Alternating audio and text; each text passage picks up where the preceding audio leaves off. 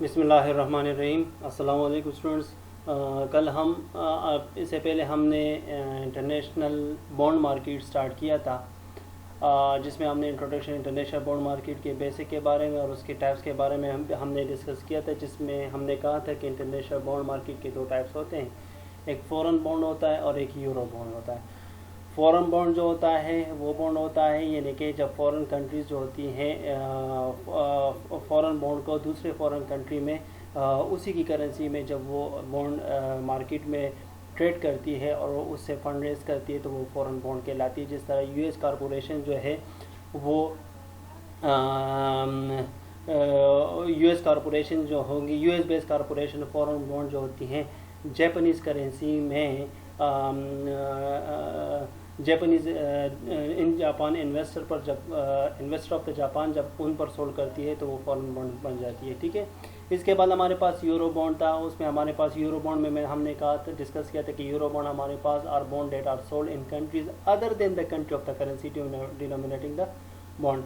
मतलब बॉन्ड तो हैं लेकिन जिस कंट्री में सोल्ड किया जाता है उन्हीं की करेंसी में नहीं होता, बल्कि उस करेंसी के होम करेंसी के अलावा जो होती है करेंसी में किया जाता है, यानी कि यूरो करेंसी जिसे हम कहते हैं उसमें किया जाता है। ठीक है ना, सही है, या दूसरे करेंसी में होता है लेकिन उसके होम करेंसी में इसको बॉन्ड को इशू नहीं किया जाता तो यूरो बॉन्ड कहलाता है। ठीक है, अब यहाँ पर उसकी हम हिस्ट्री डिस्कस करते हैं। The emergence of the euro bond was partially the result of the interest equalisation tax. ठीक है, ये यूरो बॉन्ड का जो मार्केट इमर्जेंस है यानी कि जब ये न्यू मर्ज हुआ, ये बेसिकली कहते हैं कि वाज पार्शली कह सकते हैं कि result of interest equalisation tax. Interest equalisation tax basically impose by the US government 1963। ठीक है, यूएस गवर्नमेंट ने 1963 में इम्पोज किया था। इसका मकसद क्या था? टू डिस्करेज यूएस इन्वेस्टर, जितने भी यूएस इन्वेस्टर उनको डिस्करेज किया जा सके from investing in foreign securities. ठीक है ना, कि फॉरेन सिक्योरिटी में वो ज़्यादा से ज़्यादा कहते हैं कि फॉरेन सिक्योरिटी इन्वेस्टमेंट करने से वो डिस्करेज हों, समझ आ रही है। तो उन्होंने उसके लिए इंटरेस्ट इक्वलाइजेशन टैक्स यानी कि वो तमाम जो टैक्स रेट इंटरेस्ट पर जो टैक्स रेट वो तमाम इक्वल कर दिया था। ठीक है ना, thus non US borrowers that historically who had sold foreign security to US investors, ठीक है, began to look elsewhere for the foreign. जितने भी नॉन यूएस बोरोवर्स थे हिस्टोरिकली कहते हैं कि had sold foreign security to US investors, ज़्यादातर जो थे हिस्टोरिकली देखते हैं कि वो जो फॉरेन सिक्योरिटीज़ थी वो यूएस इन्वेस्टर पर सोल्ड की जाती थी स्टार्ट में।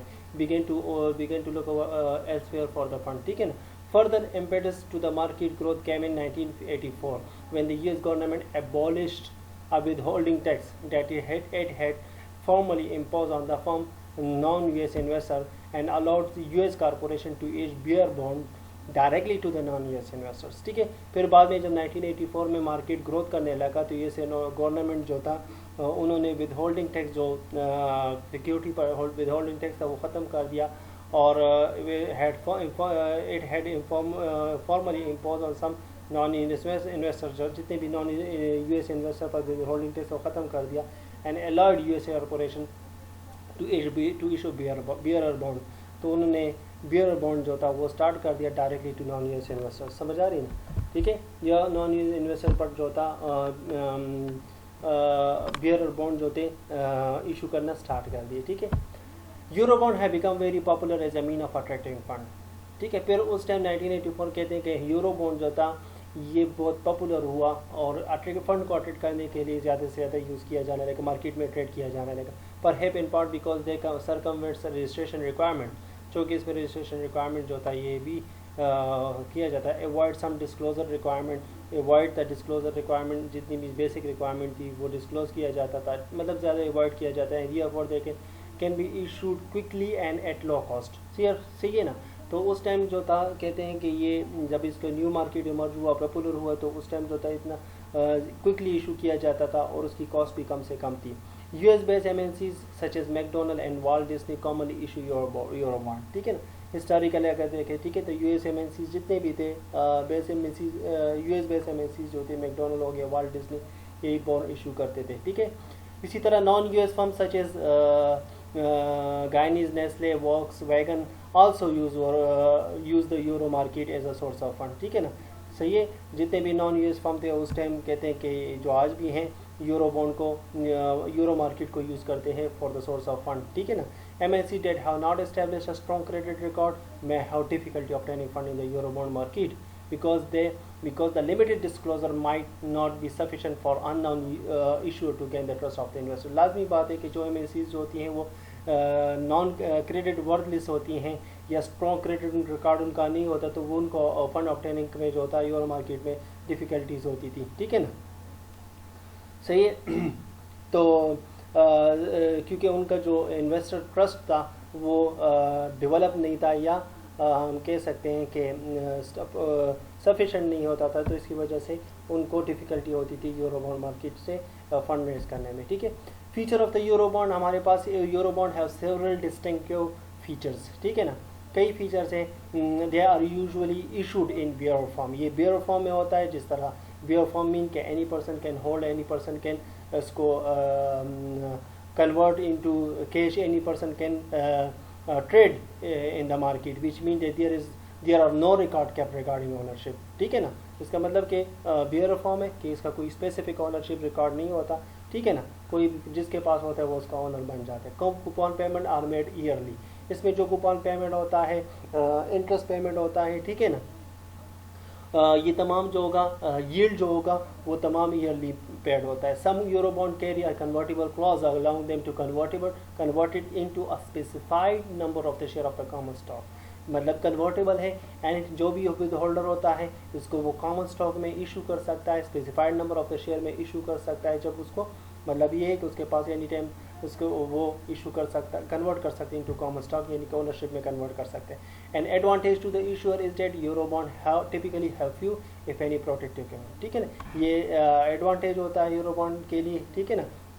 Issuer of the euro bond जो होता है ये फ्यू होता है, लेकिन हम कह सकते हैं कि इसके से वो फ़ायदा उठा सकते हैं। Further more even short maturity euro bond भी होते हैं, including call provision. Some euro bond called floating rate notes इसको कहते हैं, FRNS जो होता है, have variable rate provision that adjust the coupon rate over time according to the prevailing market rates, ठीक है ना। फ्लोटिंग रेट्स हमारे पास वो होती हैं जो एडजस्ट होती हैं according to the market rates, ठीक है ना, जो प्रीवेलिंग मार्केट रेट्स होती हैं उसके मुताबिक एडजस्ट होती रहती हैं, ठीक है। तो इसमें कूपन रेट जो होता है वो कहते हैं कि एडजस्ट फिक्स नहीं होता, according to the market interest rate जो होता है, मार्केट रेट होता है वो एडजस्ट किया जाता है, ठीक है। तो इस वजह से इसमें यूरो बॉन्ड जो होता है उसको फ्लोटिंग रेट नोट्स भी कहा जाता है, ठीक है। डिनोमिनेशन की अगर हम बात करते हैं, करेंसी डिनोमिनेशन की बात करते हैं, euro bond are commonly denominated in a number of the currency, ठीक है। जो भी करेंसी में मार्केट फोर्स जिस करेंसी की ज़्यादा होती है, जो ज़्यादा एक्सचेंज होती है, उस करेंसी में यूरो बॉन्ड जो होता है कॉमनली डिनोमिनेट होता है। आल्दो अगर चेक देखें तो US dollar is use most often denominating 70 to 75% of the euro bond, ठीक है ना, मतलब 70 to 75% यूरो बॉन्ड जो है वो डॉलर में ट्रेड किए जाते हैं। The euro will likely also use to significance extend in the future, सही है ना। और साथ साथ कहते हैं कि यूरो भी ज़्यादा यूज़ किया जाएगा, यूज़ हो रहा है आज, ठीक है ना, वक्त के साथ। Some firms have issue tapped in denominated in Japanese yen, अच्छा कुछ फर्म्स जो होती हैं वो जापानीज येन में ज़्यादा जो होते हैं इसको इशू कर रहे हैं, किस लिए, to take advantage of the Japanese extremely low interest, because क्योंकि जापानीज जो होती हैं उनके इंटरेस्ट रेट कम होता है, लो इंटरेस्ट रेट होता है, इसकी वजह से वो जापानीज जो होती हैं जापानीज येन में ज़्यादातर इस तरह की डेब्ट इंस्ट्रूमेंट जो होती हैं या इशू की जाती हैं, ठीक है ना, और डेब्ट रेज किया जाता है, ठीक है। बिकॉज जो इंटरेस्ट रेट होता है for such each currencies and credit condition change constantly, समझ आ रही ना तो इंटरेस्ट रेट सेम रहता है, ना ही क्रेडिट कंडीशन तमाम कंट्रीज़ की तमाम करेंसी की सेम रहती है, ठीक है। The popularity of the particular currency in the euro market change over time, ठीक है ना। तो वह के साथ साथ जो यूरो बॉन्ड की जो पार्टिकुलर करेंसी डिनोमिनेटेड करेंसी होती है वह के साथ साथ चेंज होती रहती है, ठीक है। अंडर राइटिंग प्रोसेस की बात करते हैं। अंडर राइटिंग प्रोसेस हमारे पास वो प्रोसेस होता है जिसके जरिए मार्केट यूरो बॉन्ड को जो होती है मार्केट में सोल्ड किया जाता है, ठीक है। यूरो बॉन्ड जो होती हैं are underwritten by multinational syndicate of the investment banks, ठीक है ना। Syndicate of the investment banks हमारे पास member of the investment banks होती है जो आपकी यूरो बॉन्ड को अंडर रिटन के जरिए या उसको सेल सोल्ड करती है। Simultaneously place in many countries, ठीक है ना, कई कंट्रीज में होती है, providing a wide spectrum of the fund source to tap. The underwriting process take place in sequence of the step. ये कई स्टेप्स में किया जाता है, ठीक है ना। ये जो अंडरराइटिंग प्रोसेस होते हैं जिसके ज़रिए यूरो बॉन्ड को मार्केट में सोल्ड किया जाता है, ये नॉर्मली परफॉर्म होती है बाय द इन्वेस्टमेंट बैंक्स, ठीक है। इन्वेस्टमेंट बैंक्स आपको अंडरराइटिंग फैसिलिटीज़ प्रोवाइड करती हैं, ठीक है, आपके लिए मार्केट में आपकी फाइनेंशियल सिक्योरिटीज़ को सोल्ड करती है थ्रू अंडरराइटिंग प्रोसेस।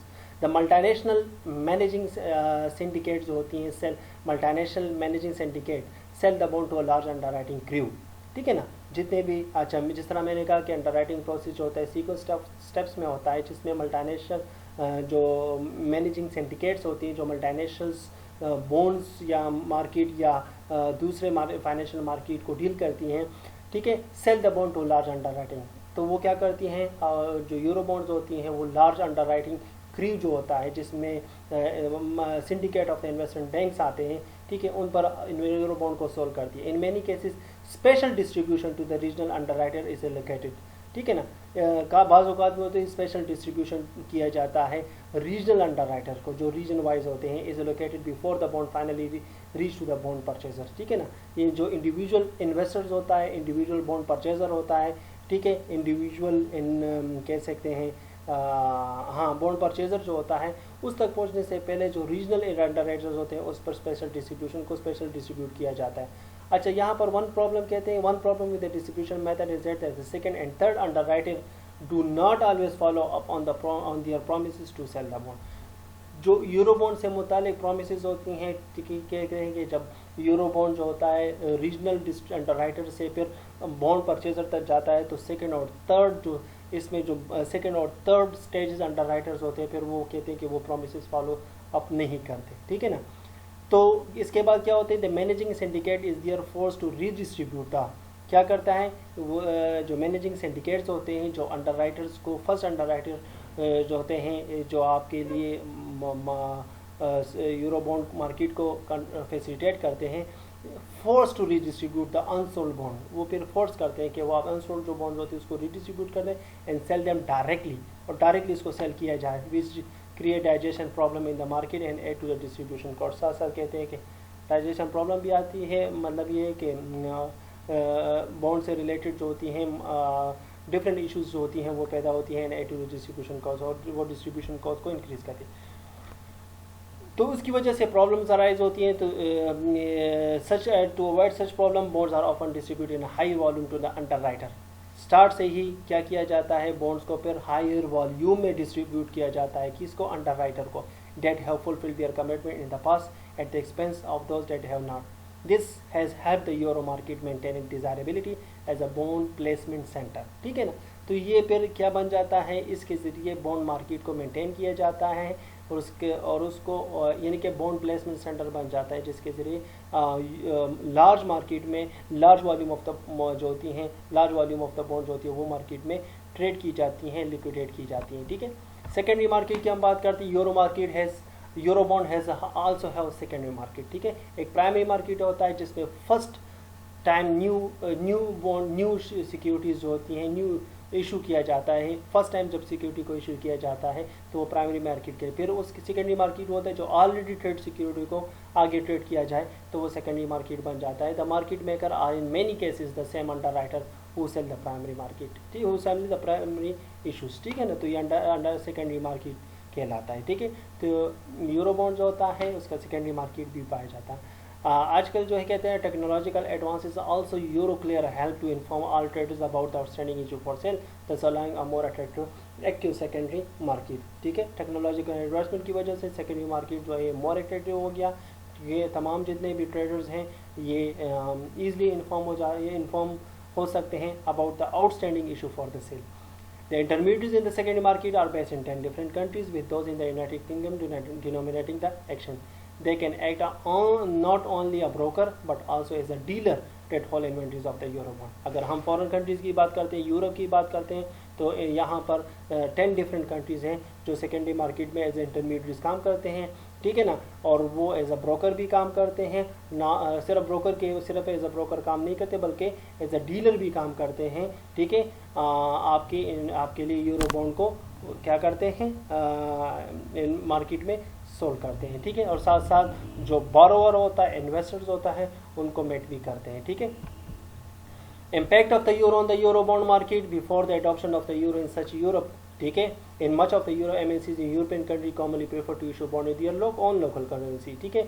जब यूरो अडॉप्ट नहीं हुआ था तो एमएनसीज जो थी लोकल करेंसी में उसको इशू करती थी, ठीक है। The market for the bond in each currency was limited, उस टाइम मार्केट बॉन्ड की मार्केट की जो ये करेंसी थी वो लिमिटेड थी। Now with the adoption of the euro, जब से यूरो अडॉप्ट किया गया है, MNCs from many different countries can issue bond denominated in Euros, ठीक है ना, सही है ना, कि डिफरेंट कंट्रीज, यूरोप की कंट्री डिफरेंट कंट्रीज़ में जो होती हैं वो बॉन्ड जो होता है यूरो में डिनोमिनेट किया जाता है, इशू किया जाता है, which allow for much larger and more liquid market, जिसकी वजह से जो मार्केट है, बॉन्ड मार्केट है, वो लार्ज भी हो गया है और साथ साथ लिक्विड मार्केट भी हो गया है। MNCs have benefit because they can easily obtain tapped bye issuing bond. जितने भी मल्टीनेशनल कॉरपोरेशन हैं उनको फ़ायदा ये है कि वो ईजिली जो है आसानी से डेप्ट रेज कर सकते हैं by issuing such bond. As investor know that there will be adequate liquidity in second market, क्योंकि उन्हें पता है कि ये सेकेंडरी मार्केट में इजीली लिक्विडेट हो सकते हैं, इसके ज़रिए फंड रेज कर सकते हैं, ठीक है।